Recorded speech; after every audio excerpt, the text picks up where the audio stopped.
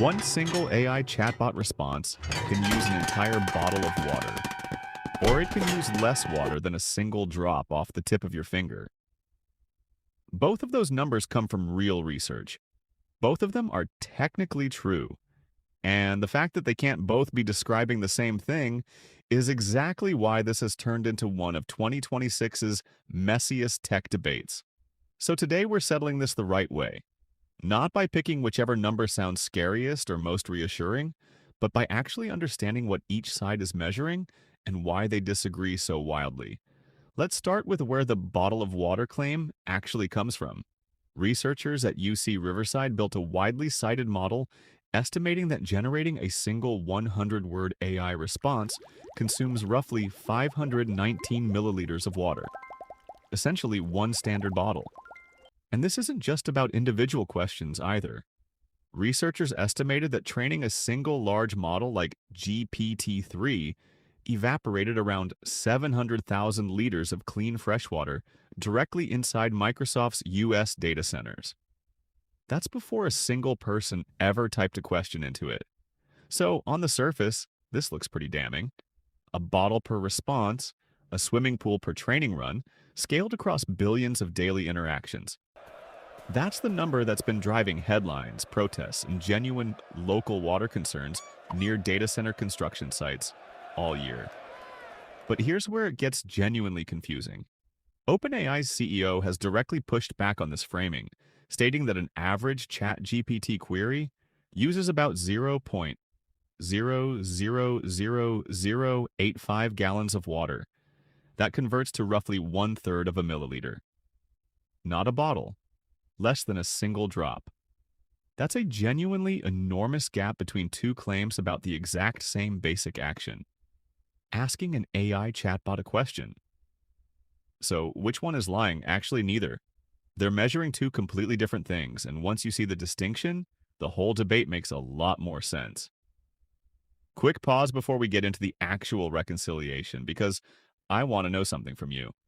If you've made it this far, you're clearly the kind of person who likes actually understanding a debate instead of just picking a side. So hit subscribe if you haven't already, and drop a comment with a trending topic or a random question you've been sitting on, because that's genuinely how a lot of these episodes get picked. All right, back to the water.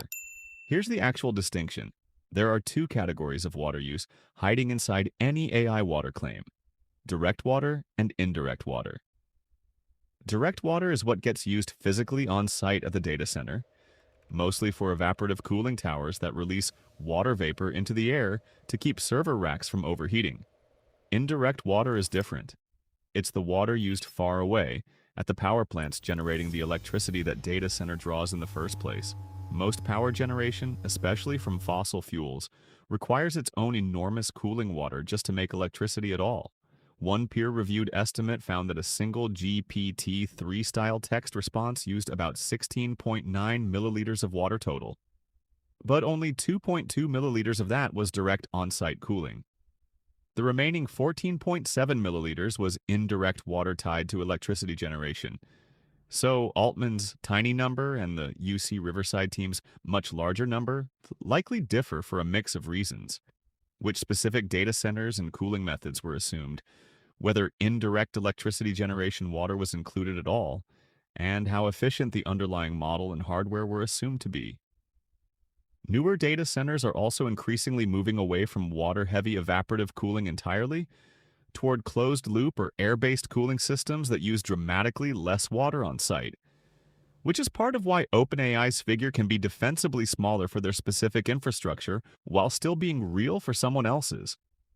In other words, both numbers can be honest, Mhm. and both can still be true at the same time, because they're not actually measuring the same box around the problem. Now, even if any single query really is closer to Altman's tiny figure, that doesn't mean the water conversation is over, because scale changes everything. US data centers directly consumed an estimated 66 billion liters of water in 2023 alone, and that figure is projected to double or even quadruple by 2028. One analysis in Texas specifically projected data centers could use up to 399 billion gallons of water by 2030, up from roughly 49 billion gallons in 2025. And where this water gets used matters just as much as how much. Roughly two-thirds of U.S. data centers built since 2022 are located in regions already experiencing water stress. A large data center can use as much water in a single day as an entire town of tens of thousands of people, which is a very different problem in a drought-prone region than in a place with abundant water supply. Researchers have also flagged a subtler issue. It's not just the yearly average that matters, but peak demand. Cooling needs spike dramatically during hot weather, sometimes 6 to 30 times higher than the average day, which is exactly when local water systems are already under the most strain from everyone else's demand, too. One estimate suggests U.S. water infrastructure may need up to $58 billion in upgrades by 2030 just to handle this new peak demand from data centers. So, to bring it together, does AI use a lot of water? Per single question, probably nowhere near a full bottle for most modern systems, especially newer ones moving away from evaporative cooling. But at the scale AI is actually operating, billions of queries daily, alongside enormous training runs, concentrated disproportionately in already water-stressed regions. The aggregate demand is genuinely large enough that researchers, utilities, and even AI companies themselves are treating it as a real infrastructure problem, not an overblown one. Neither side of this debate is really lying to you. They're just answering slightly different questions, and both answers happen to be useful depending on what you're trying to understand. That's this week's random question, answered.